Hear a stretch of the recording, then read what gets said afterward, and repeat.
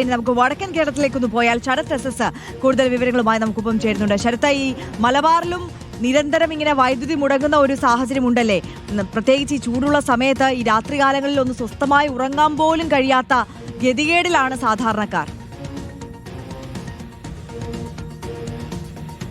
അത് തന്നെയാണ് മലബാറിലും നമുക്കറിയാം, കനത്ത ചൂട് എല്ലായിടങ്ങളിലും ഉണ്ട്. ആ സാഹചര്യത്തിലാണ് ഇത്തരത്തിൽ വൈദ്യുതി മുടങ്ങുന്ന പ്രതിസന്ധി നിലവിൽ നേരിടുന്നത്. അതായത് 15-20 മിനിറ്റൊക്കെ തന്നെയാണ് പലയിടങ്ങളിലുമായി വൈദ്യുതി മുടങ്ങുന്നത്. അതുകൊണ്ട് തന്നെ പലരും വലിയ പ്രയാസം നേരിടുന്നുണ്ട് എന്നുള്ളതാണ്. മാത്രമല്ല, മുൻകൂട്ടി അറിയിച്ചോ അല്ലെങ്കിൽ അത്തരം അറിയിപ്പൊന്നും തന്നെ ലഭിക്കുന്നില്ല. നേരത്തെ അറിയിക്കാത്തത് കൊണ്ട് തന്നെ പെട്ടെന്ന് വൈദ്യുതി ഒരു 15-20 മിനിറ്റ് പോകുന്ന പ്രതിസന്ധി പൊതുവിലുണ്ട്. പ്രത്യേകിച്ച് ചൂടായതുകൊണ്ട് തന്നെ രാത്രികാലങ്ങളിൽ ഉറക്കമൊക്കെ തന്നെ വലിയ പ്രയാസമാണ് ഈ ഘട്ടത്തിലുള്ളത്. ഫാനില്ലാതെ ഉറങ്ങാൻ കഴിയാത്ത സാഹചര്യം പൊതുവിൽ എല്ലായിടത്തുമുണ്ട്. ആ സാഹചര്യത്തിലാണ് വൈദ്യുതി ഇങ്ങനെ മുടങ്ങുന്നത് എന്നുള്ള പ്രതിസന്ധി കോഴിക്കോട് അടക്കമുള്ള മലബാറിലെ വിവിധ ജില്ലകളുണ്ട്. പ്രത്യേകിച്ച് നഗരം ഗ്രാമപ്രദേശങ്ങളിലൊക്കെ തന്നെ ഈ രീതിയിൽ തന്നെയാണ് വൈദ്യുതി മുടങ്ങുന്നത്. നേരത്തെ തന്നെ ഈ മറ്റ് മരങ്ങളും മറ്റും മുറിക്കുന്നതിന്റെ ഭാഗമായി പകൽ സമയങ്ങളിൽ വൈദ്യുതി പോകാറുണ്ട്.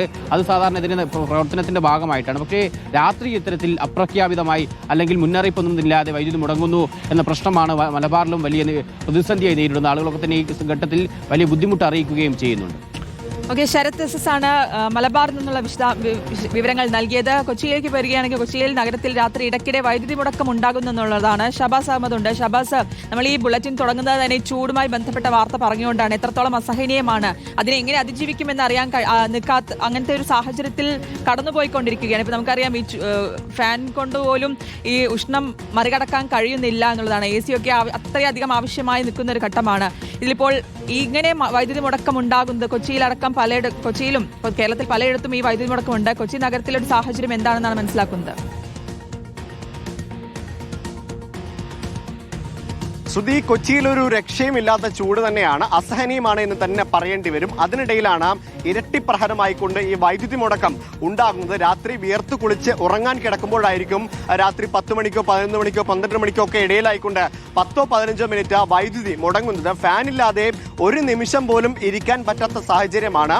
ഒരു തരത്തിലും വീടിനകത്തോ പുറത്തോ ഇരിക്കാൻ പറ്റാത്ത സാഹചര്യമാണ്.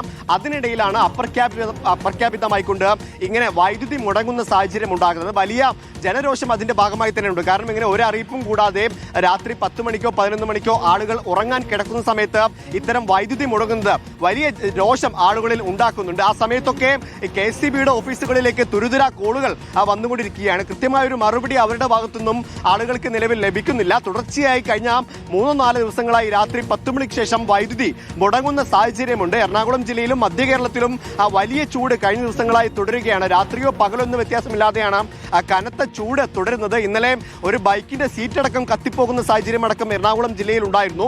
കഴിഞ്ഞ ദിവസമാണ് ഒരു അതിഥി തൊഴിലാളിക്ക് ഗുരുതരമായി പൊള്ളലേൽക്കുന്ന സാഹചര്യം ഉണ്ടായത്. അങ്ങനെയാണ് എറണാകുളത്തും മധ്യ കേരളത്തിലും വലിയ ചൂട് നിലവിൽ ഉണ്ട് എന്ന് തന്നെ പറയേണ്ടി വരും. അസഹനീയമാണ്.